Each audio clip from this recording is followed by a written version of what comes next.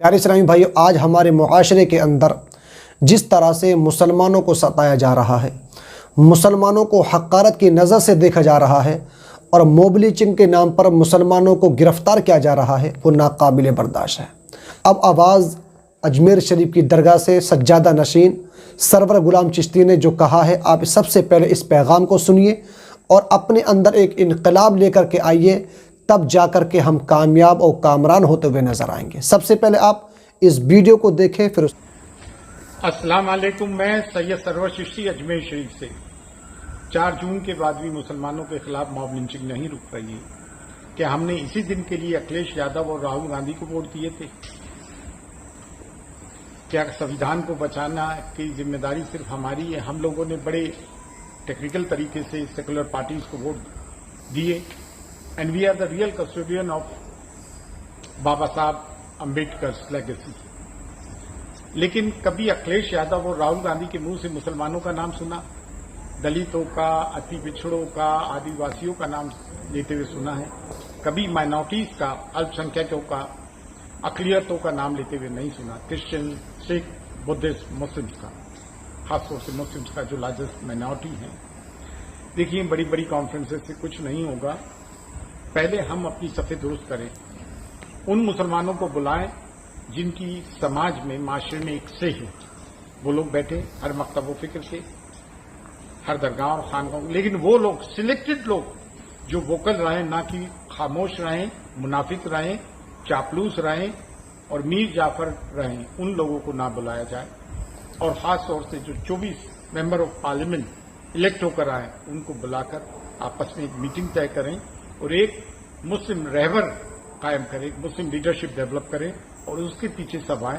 Consensus develop करके हम अपने मसलों का हल हम खुद ही तलाश कर सकते हैं। और जिनको हमने वोट दिए हैं और जो हमारे वोट से जीते हैं, उस कॉन्स्टिट्यूंसीज के मुस्लिम्स को जाकर अपनी गौर लगाना चाहिए कि ये क्या हो रहा है, जुल्म और ज़्यादतियाँ हो रही हैं, उनके खिलाफ आप आवाज़ क्यों नहीं उठाते हैं? उन लीडरान से कहें।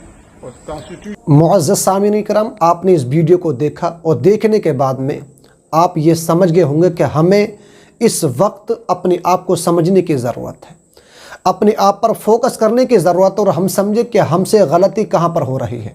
अब ज़रा गौर करें कि आपने जिस नेताओं को वोट दिया, अक्सर मुसलमानों का जो वोट गया है वो ज़्यादातर गठबंधन को गया है।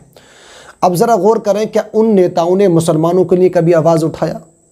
क्या मुसलमानों के हक़ के लिए उन्होंने कभी आवाज़ को उठाया?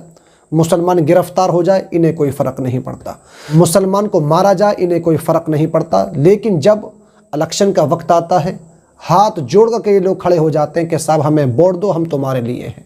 लेकिन जैसे इलेक्शन का वक्त चला जाता है, ये लोग जीत कर के चले जाते हैं, लेकिन उसके बाद ये लोग पलट कर भी नहीं देखते हैं कि मुसलमानों के हुकूक के लिए हमें आवाज़ उठानी है या नहीं। ये मुसलमानों के बारे में बोलते ही नहीं हैं।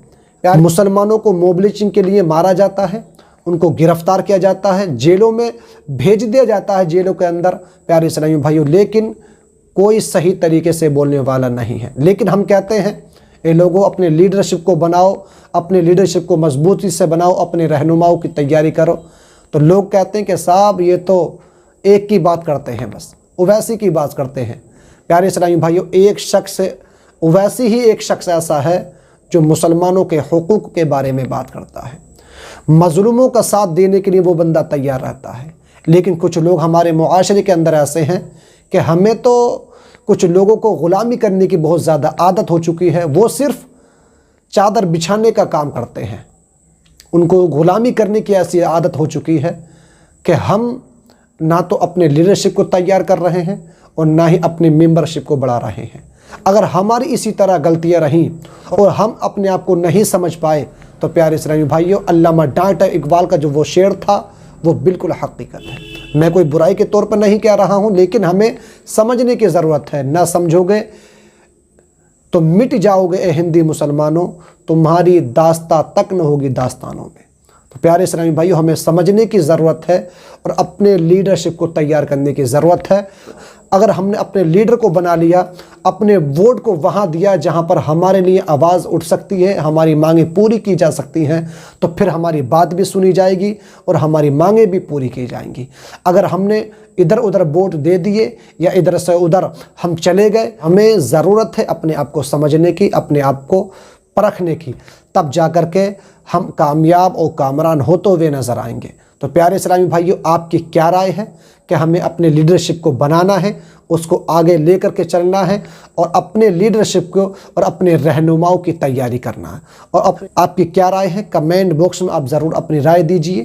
اس ویڈیو کو اپنے تمام ہی دوستوں میں ضرور شیئر کیجئے۔ اگر آپ چینل پر پہلی بار آئے ہیں تو چینل کو ضرور سبسکرائب کر لیجئے۔ السلام علیکم ورحمۃ اللہ وبرکاتہ۔